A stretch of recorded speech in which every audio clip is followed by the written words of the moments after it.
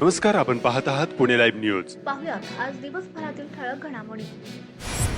खेड तालुक्यातील खरपुडी बुद्रुक या ठिकाणी 3 जणांना मारहाण करून तलवार, कोयते व हॉकी स्टिक नाचवून दहशत निर्माण करणाऱ्या आरोपींना खेड पोलिसांनी गजाआड केला आहे.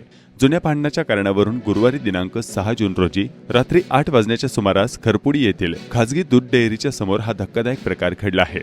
आरोपी ऋषिकेश मच्छिंद्र काशीत वय वर्षे 25 राहणार खरपुडी बुद्रुक, कुणाल बाबाजी टाकळकर वय वर्षे 21 राहणार पाबळ रोड, ऋतिक अशोक गाडे वय वर्षे 22 राहणार खरपुडी व त्यांचे इतर 5 साथीदारांनी बेकायदा गर्दी जमवून तलवार, कोयता व हॉकी स्टिक या हत्याराने महेश दत्तात्रय बत्ताले, सौरभ कालिदास गायकवाड, शिवकुमार दत्तात्रय बत्ताले हे सर्वजण राहणार खरपुडी बुद्रुक तालुका खेड यांना चिवे मारण्याच्या उद्देशाने त्यांना मारहाण करून जखमी केले व त्यानंतर आरोपींनी तलवार, कोयता व हॉकी स्टिक अशी हत्यारे नाचवून या परिसरात दहशत निर्माण केली. याबाबत खेड पोलीस ठाण्यात गुन्हा दाखल करण्यात आला आहे.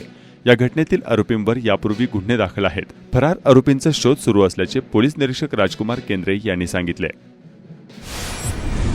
चाकण औद्योगिक वसाहतीतील खालुमरे तालुका खेड गावात एका 6 वर्षाच्या चिमुरडीवर 47 वर्षीय नराधमाने अत्याचार केल्याची घटना उघडकीस आली आहे. महाळुंगे पोलिसांनी आरोपीस गजाआड केले आहे. दादा दत्तू भोसले वय 47 वर्षीय राहणार खालुमरे तालुका खेड, मूळ राहणार सोलापूर असे अटक करण्यात आलेल्या आरोपीचे नाव आहे. सदरची घटना उघडकीस आल्यानंतर स्थानिकांनी आरोपीस बेदम चोप देऊन पोलिसांच्या हवाली केले. महाळुंगे पोलीस अधिक तपास करत आहेत. अज्ञात चोरट्याने घराचे दरवाजाचे कुलूप आणि कडी कोयंडा तोडून घरातील बेडरूममध्ये असलेले सोन्याचे दागिने लंपास केले. परिसरातील 3 ते 4 ठिकाणी अशी घरफोडी झाल्याचं निष्पन्न झालं. राजगुरुनगर तालुका खेड हद्दीत कल्पतरू, माळीमळा, वाडा रोड या ठिकाणी या घरफोड्या झाल्या आहेत. एका 56 वर्षीय महिलेने याबाबत खेड पोलिसांत तक्रार दिली आहे. कडधे तालुका खेड, जिल्हा पुणे या गावाच्या हद्दीत आंब्याच्या झाडाखाली लक्ष्मीबाई धोंडीभाऊ नायकरे वय वर्षे 75 या झोपलेल्या असताना घरासमोरील PWDचे रस्त्याचे काम चाललेल्या कामावरील पिकअप गाडी क्रमांक MH14 KQ 9205 या वाहनावरील अज्ञात चालकाने निष्काळजीपणे आणि हलगर्जीपणे गाडी चालवून लक्ष्मीबाई यांच्या अंगावर गाडी घातली. त्यानंतर चालक पिकअप गाडी त्या ठिकाणी सोडून पळून गेला. राम धोंडीभाऊ नायकरे वय वर्षे 45 राहणार कडधे यांनी याबाबत खेड पोलिसांत तक्रार दिली आहे. शेतीच्या वादातून गंभीर मारहाण केल्याप्रकरणी दोघांवर खेड पोलिसांत गुन्हा दाखल करण्यात आला आहे. धोंडीभाऊ बाळकृष्ण ठाकूर वय वर्षे 68 राहणार ठाकूर पिंपरी तालुका खेड यांनी खेड पोलिसांत तक्रार दिली आहे. या प्रकरणी खंडू बाळकृष्ण ठाकूर आणि शांताराम खंडू ठाकूर दोघेही राहणार ठाकूर पिंपरी तालुका खेड यांच्यावर खेड पोलिसांत गुन्हा दाखल करण्यात आला आहे. शेतात काम करत असलेल्या दाम्पत्यास 6 जणांनी शेतातील रस्त्याच्या कारणावरून मारहाण केली. ही घटना सकाळी 8:30 वाजण्याच्या सुमारास खेड तालुक्यातील गोलेगाव या ठिकाणी घडली. या प्रकरणी 6 जणांवर आळंदी पोलिसांत गुन्हा दाखल करण्यात आला आहे. सरिता प्रताप चौधरी वय वर्षे 32 यांनी याबाबत आळंदी पोलीस ठाण्यात फिर्याद दिली आहे. खेड तालुक्यात राजगुरुनगर जवळील सातकरस्थळ ग्रामपंचायत हद्दीतील नामदेव उर्फ जितेंद्र सुरेश सातकर यांच्या शेतातील विहिरीत पडलेल्या कोल्ह्यास सुखरूप विहिरीतून बाहेर काढून जीवदान दिले. शुक्रवारी सकाळी नेहमीप्रमाणे शेतातील मोटर चालू करण्यासाठी जितेंद्र सातकर हे विहिरीवर गेले असता विहिरीमध्ये त्यांना कोल्हा दिसून आला. पाण्याचा अंदाज घेऊन दोरीच्या साहाय्याने कोल्ह्याला बाहेर काढण्यात आला आणि उसाच्या शेतात कोल्हबांनी धूम ठोकली. मद्यपान करून पोलीस वाहन दामटून अपघात करणाऱ्या फौजदाराला पिंपरी चिंचवड पोलीस आयुक्तालयाने निलंबित केलं आहे. वाहतुकीचे नियम सांगून सामान्यांवर अरेरावी करणारे पोलीसच मद्यपान करून पोलिसांच्या वाहनांचे अपघात करत असल्यानं आता आश्चर्य व्यक्त केलं जात आहे. पोलिसांच्या व्हॅनने महिलेसह एका दुचाकीला धडक देऊन गंभीर जखमी केल्याची घटना मंगळवारी दिनांक 4 जून 2024 रोजी दुपारी 2:30च्या सुमारास बालेवाडी येथील श्री शिवछत्रपती क्रीडा संकुल येथील पोलीस चौकीसमोर घडली होती. या प्रकरणी सहाय्यक फौजदारावर निलंबनाची कारवाई करण्यात आली. वैद्यकीय अहवालात संबंधित पोलिसांनी मद्यपान केल्याचं निष्पन्न झाल्यानं ही कारवाई करण्यात आली. नागेश भालेराव असे निलंबित सहाय्यक फौजदाराचे नाव आहे. या अपघातात शकुंतला पंडित शेळके राहणार महाळुंगे या जखमी झाले असून त्यांच्यावर खासगी रुग्णालयात उपचार सुरू आहेत. फौजदार भालेराव यांनी मद्यपान केल्याचे निष्पन्न झाल्यानंतर त्याला तडकाफडकी निलंबित करण्यात आलं आहे. खेड तालुक्याच्या पूर्व भागातील गावांमध्ये विषम ज्वराची साथ पसरली असल्याचे सांगत येथील तीव्र साथीबाबत तातडीने कार्यवाहीची मागणी सामाजिक कार्यकर्ते अशोक टावरे यांनी लेखी निवेदनाद्वारे प्रशासनाकडे केली आहे. खेड तालुक्यातील कणेरसर, पूर, वरुडे परिसरातील गावांमध्ये गेली 3 महिन्यापासून विषम ज्वरामुळे जवळपास 150 रुग्ण त्रस्त आहेत. वापगाव येथील प्राथमिक आरोग्य केंद्र व कणेरसर येथील उपकेंद्रामध्ये रोगनिदान चाचणी व उपचार याची पूर्तता होत नसल्याने नागरिक खासगी दवाखान्यांमध्ये उपचार घेत आहेत.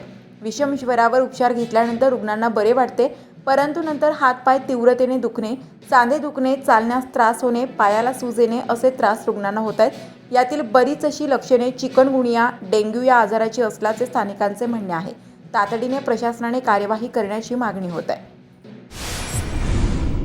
गारगोटवाडीमध्ये गाव कामगार तलाठी नसल्यामुळे वयोवृद्ध आजी आजोबांना तसेच विधवा महिला, अंध अपंग नागरिकांना, शाळेतील विद्यार्थ्यांना, शेतकरी बंधू भगिनींना उत्पन्नाचे दाखले, जमीन सातबारा उतारेसाठी हेलपाटे चांडोली येथे मारावे लागत आहेत. तहसीलदार प्रशांत बेडसे यांना निवेदन देऊन गारगोटवाडी येथे गाव कामगार तलाठी तत्काळ मिळावा अशी मागणी करण्यात आली आहे. सिद्धेगव्हाण तालुका खेड ग्रामपंचायतीच्या उपसरपंचपदी स्वाती शशिकांत मोरे यांची बिनविरोध निवड करण्यात आली. राजेंद्र गाडे यांनी इतर सहकाऱ्यांना संधी मिळावी यासाठी आपल्या पदाचा राजीनामा दिल्यानंतर सरपंच दौलत मोरे यांच्या अध्यक्षतेखाली निवडणूक प्रक्रिया पार पडली. घोटवडी आढळवाडीचा रस्ता अडवला. खेड तालुक्यातील घोटवडी येथील आढळवाडी या वस्तीकडे जाणारा रस्ता काही जणांनी अडवलाय. दुसऱ्या दिवशी देखील हा रस्ता खुला करण्यात आलेला नाही. सगळे प्रशासन डोळ्यावर कातडे ओढून बसले आहेत. दहशतीमुळे विरोध करता येत नसल्याची माहिती स्थानिकांनी पुणे लाईव्हला दिली आहे.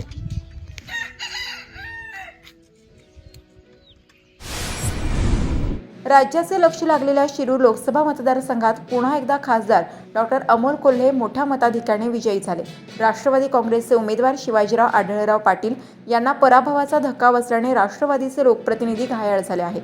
खासदारकीला मतदारांनी दिलेला धक्का विधानसभेसाठी विद्यमान लोकप्रतिनिधींना सावध करणारा ठरल्याची चर्चा सगळीकडे सुरू झाली आहे. शिरूरमधील या निकालाने आगामी विधानसभा निवडणुकीत शिरूरमधील सर्वच 6 विधानसभा मतदारसंघात स्थानिक आमदारांच्या विरोधात असणाऱ्या नेत्यांचे बळ वाढले आहे.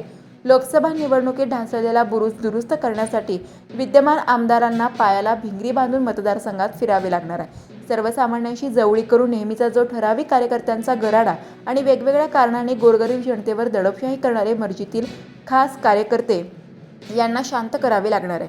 अन्यथा खासदारकीच्या निवडणुकीत मतदारांनी दिलेला धोका विधानसभा निवडणुकीतही बसण्याची शक्यता आहे. तालुक्यातील नेत्यांनी ठेकेदारांना आर्थिक प्रलोभनासाठी सांभाळल्याने त्याचाही उद्रेक लोकसभा निवडणुकीत झाल्याचे दिसून आले. तालुक्याच्या लोकप्रतिनिधी मंडळींना सामान्य जनतेवर दडपण, पोलीस, महसूल आणि प्रशासनाचा दबाव टाकून नव्हे तर विनम्रपणे आपलेसे करावे लागणार असल्याचे या निकालाने स्पष्ट झाले आहे. राजकीय नेत्यांच्या टक्केवारीत अडकलेली विकास कामे नाही झाली तरी चालतील, फक्त आपल्यावर अन्याय होऊ नये एवढीच सामान्य जनतेची अपेक्षा आहे. आळंद येथील इंद्रायणी नदीतील पाण्यावर जलप्रदूषणामुळे पुन्हा एकदा मोठ्या प्रमाणात तवंग फेस आलाय. मागील सलग 2 दिवसांपासून नदीतील पाण्यावर मोठ्या प्रमाणात तवंग येत आहे. नदीकाठच्या गावांमध्ये प्रशासनाने तातडीने सांडपाणी प्रक्रिया प्रकल्प उभारण्याची मागणी नागरिकांकडून होत आहे. इंद्रायणी नदीचा उगम हा लोणावळा परिसरातून झाला. ही नदी अनेक गावे, शहरे पार करत आळंदीतून पुढे वाहत जाते. इंद्रायणी नदीची 19 किलोमीटर पात्र पिंपरी चिंचवड शहरातून वाहते. शहरातील औद्योगिक वसाहती, इंद्रायणी नदीकाठच्या कारखान्यातील रसायनयुक्त पाणी, गावांमधील मैलायुक्त पाण्यावर कोणतीही प्रक्रिया न करता थेट इंद्रायणी नदी पात्रात सोडले जाते. त्यामुळे प्रदूषण वाढल्याचा नागरिकांचा आरोप आहे.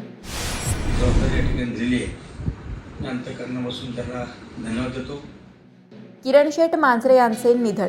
जिल्हा परिषदेचे माजी सदस्य आणि राजगुरुनगर सहकारी बँकेचे माजी अध्यक्ष व विद्यमान संचालक किरण शेठ वसंतराव मांजरे वय 65 वर्ष यांचे शुक्रवारी दिनांक 7 जून रोजी पहाटे 4च्या सुमारास अल्पशा आजाराने निधन झाले.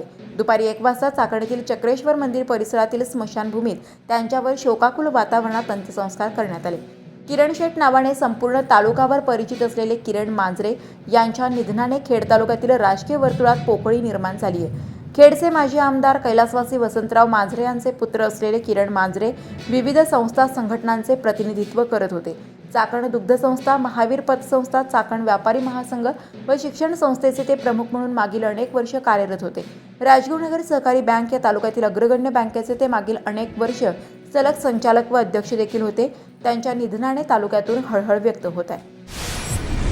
चाकण MIDC मधील भांबोली या ठिकाणी एका लहान हॉटेल चालकास हॉटेलमध्ये आलेल्या चौघांनी लोखंडी रॉड आणि लाकडी दांडक्यांनी मारहाण केल्याचा प्रकार शुक्रवारी दिनांक 7 जून 2024 रोजी दुपारी घडला आहे. चाकण एमआयडीसीमध्ये मोक्याच्या ठिकाणी असलेली आपली वडिलोपार्जित जागा लाटण्यासाठी वारंवार असे हल्ले आणि पोलिसांत खोट्या तक्रारी होत असल्याचा या हॉटेल चालकाने पुणे लाईव्ह सोबत बोलताना सांगितलं आहे. संजय कचरू नवरे, राहणार बांबोली, पोस्ट वासुली, तालुका खेड, जिल्हा पुणे, राहणार आठवण हॉटेल. नेमकी अशी घटना घडली. अनोळखी महाराष्ट्रीयनच म्हणजे मराठी बोलत होते.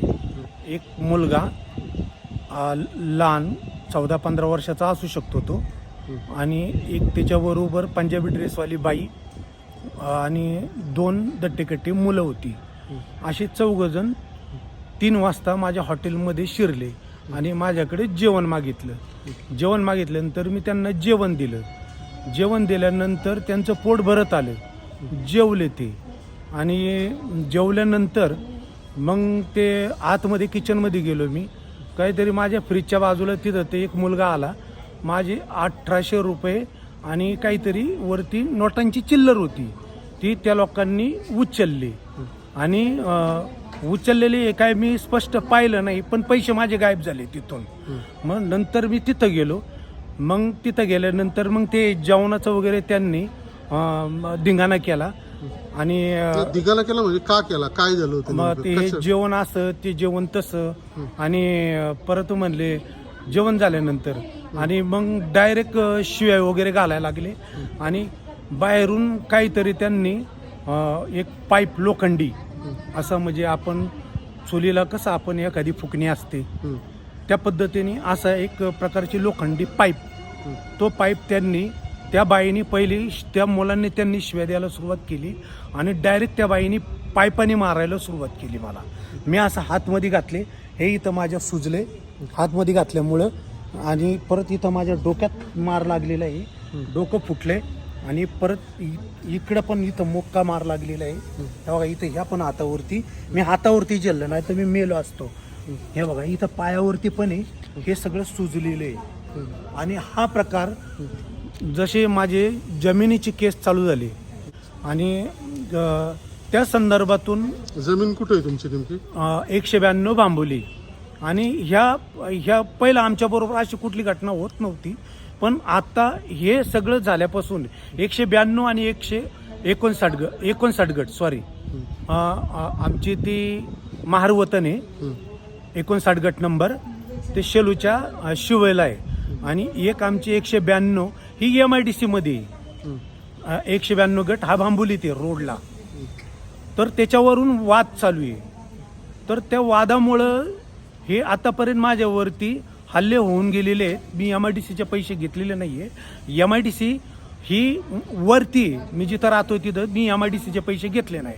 तरी समोरचे काही लोक वारंवार म्हणतात की ते आम्हाला जागा पाहिजे, तुम्ही खाली जा, आम्ही वरती ती जागा आम्हाला द्या.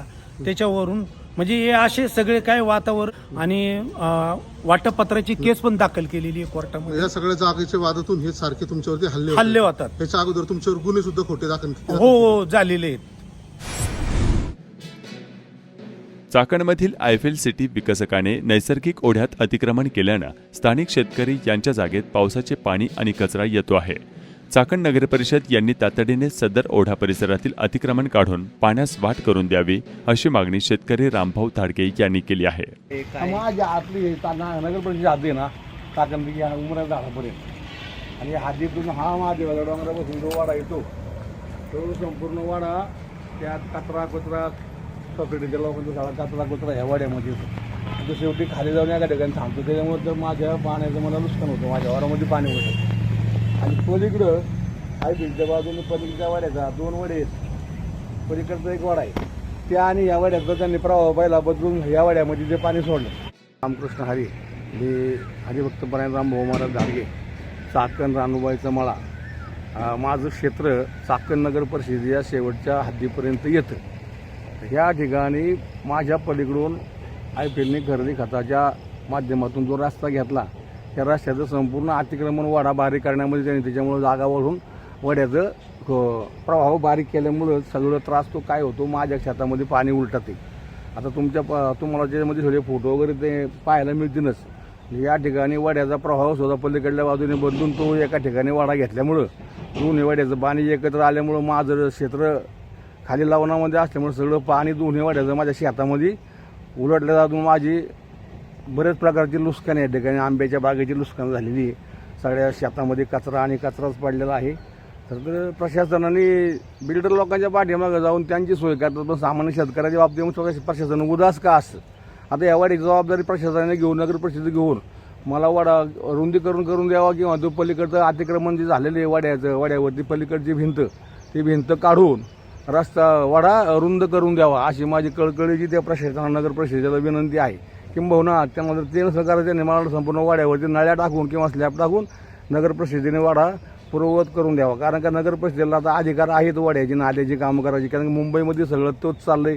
आणि पलीकडचं संपूर्ण वाडा शुद्धीकरण केलं आहे, साफ केलं आहे. माझ्या इथं सांगतात अडचण की बाबा इकडे ही मशीन जात नाही, ती मशीन जात नाही.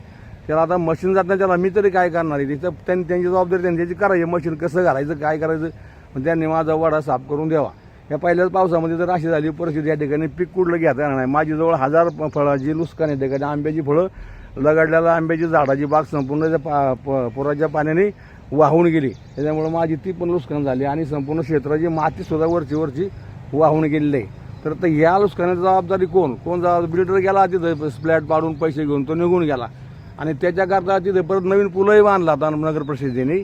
पूल बांधू त्या पूल बांधण्यामध्ये काही आमचं दुमत नाही, परंतु त्या वाड्याचा जो जुना प्रवाह होता तो प्रवाह चेंज करून तो प्रवाह दक्षिण बाजूला वळवल्यामुळं माझ्या वाड्यामध्ये त्या वाड्याचं पाणी ह्या वाड्यामध्ये मिक्स होऊन काय होतं की दोन्हीचा दाब मिळतो आणि पाणी ओव्हरफुल होऊन पुढचा प्रवाहसुद्धा अरुंद असल्यामुळं तो प्रवाह सगळा माझ्या शेतामध्ये उलटतो. त्याच्यामुळं मला प्रशासनाने किंवा नगर परिषदेने या ठिकाणी प्रत्यक्ष येऊन पाहणी करून मला न्याय द्यायचं काम करावं अशी मी त्यांना विनंती करतो. नमस्कार, आपण पाहत आहात पुणे लाईव्ह न्यूज.